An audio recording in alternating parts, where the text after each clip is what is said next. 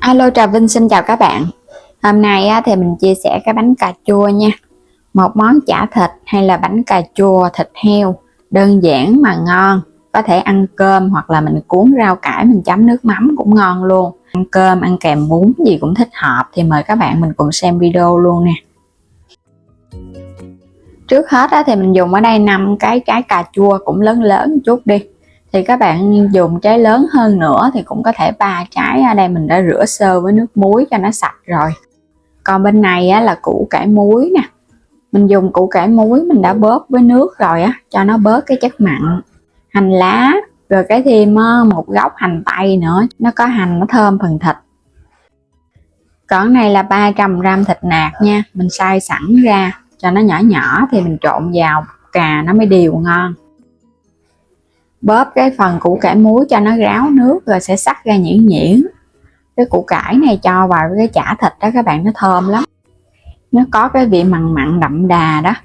Thường bánh củ cải mà cho thêm củ cải muối cũng ngon. Ở đây mình làm cái chả cà chua thì mình kết hợp thêm cái độ mặn nó cũng thơm. Củ hành tây mình cũng cắt nhỏ nhỏ ra, thì mình dùng ở đây có một gốc tư thôi cho nhiều quá thì cũng dư.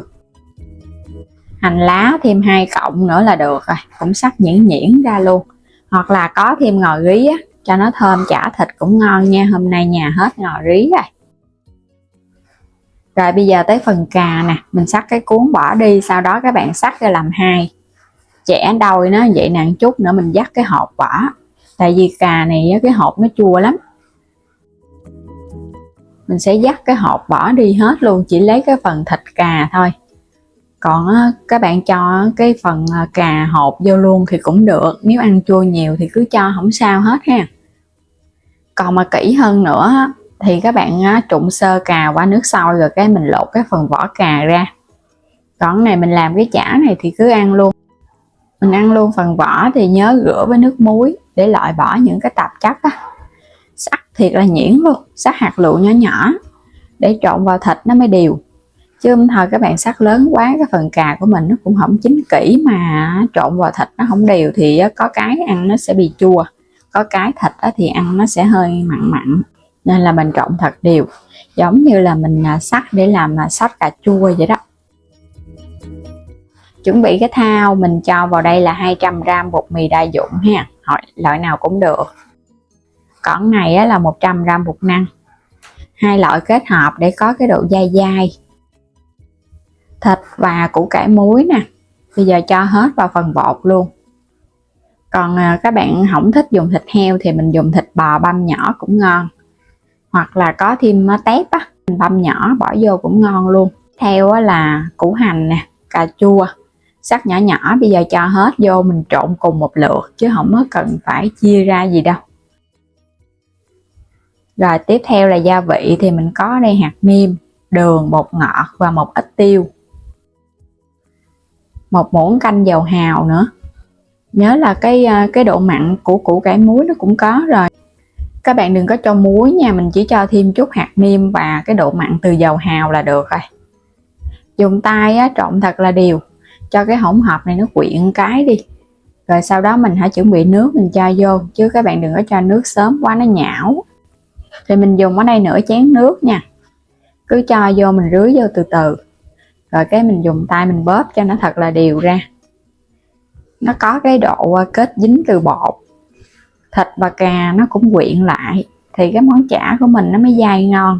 Chứ không có bột là nó dai, nó bị bở. Trộn thật là đều luôn. Thì mình thấy nửa chén nước là cũng vừa. Nếu mà thấy có hơi khô thì các bạn thêm chút xíu nước nữa. Rồi bây giờ vậy là đã xong rồi ha. Cái hỗn hợp nó sẽ hơi dẻo dẻo vậy nè. Đừng có khô quá cái ga cái chả nó cũng cứng lắm. Nó phải dẻo dẻo mềm mềm vậy nè. Ga nó có độ dai dai mềm mềm ăn nó mới vừa.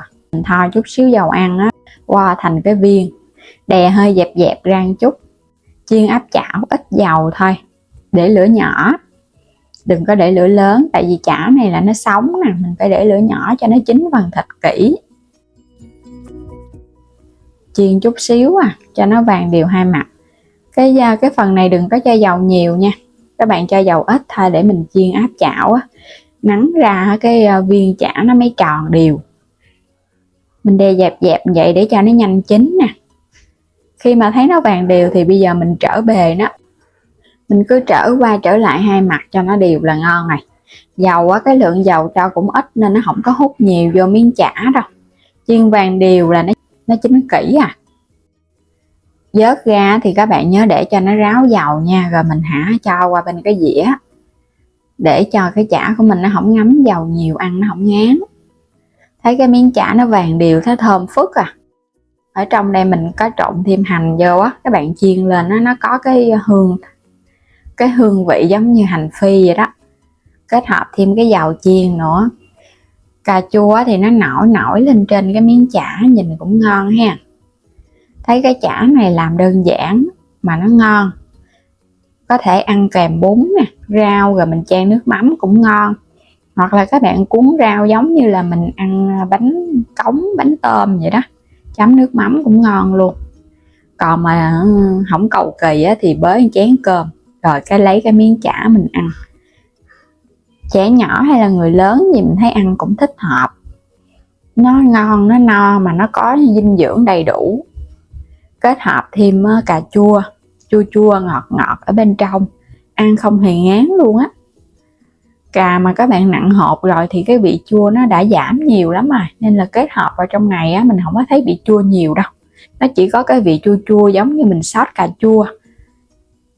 Kèm thêm thịt á thì nó không ngán. Chả của mình á, nó có độ dai dai mềm mềm, không hề bị cứng nha. Dai mềm ăn vừa miệng lắm. Kết hợp thêm hai loại bột, mình thấy chiên hoặc là mình nướng gì cũng ngon luôn.